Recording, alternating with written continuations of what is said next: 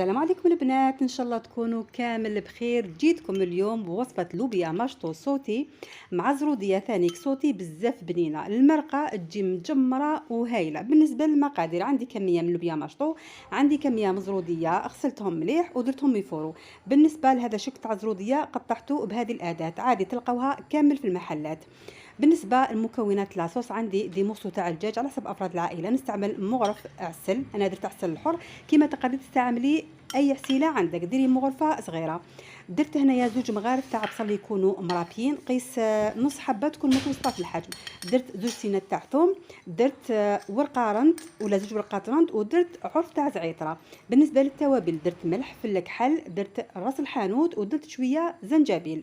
ندخل كامل المكونات بيدي وندير ثاني شويه زيت، وندخل كامل المكونات بيدي.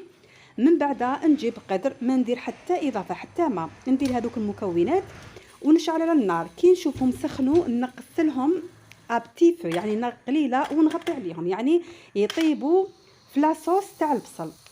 كي طيب اللوبيا ماشطو والزرود ديالي كنت فورتها، نجيب مقله ندير فيها كميه من لا مارغارين. المقطع تحبس لي.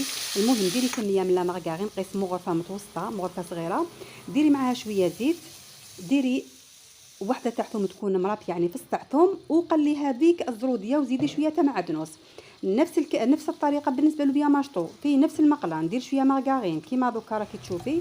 ندير شويه زيت، ونضيف اللوبيا ماشطو. بالنسبه للثوم نورمالمون نديرو كي درت المارغرين والزيت، الله غالب كنت نكاميري وكنت نغصب. ندير ثانيك شويه فلفل كحل وكميه قليله من الملح، وندير المعدنوس، ونخلط كامل المكونات. كي نشوفوا النكهه دخلوا نطفي عليهم ونحيهم. كي يطيب الدجاج ندهنه بشويه زيت ولا مارغرين، نديرو فوق يتحمر ونقدم الطبق. شهيه طيبه.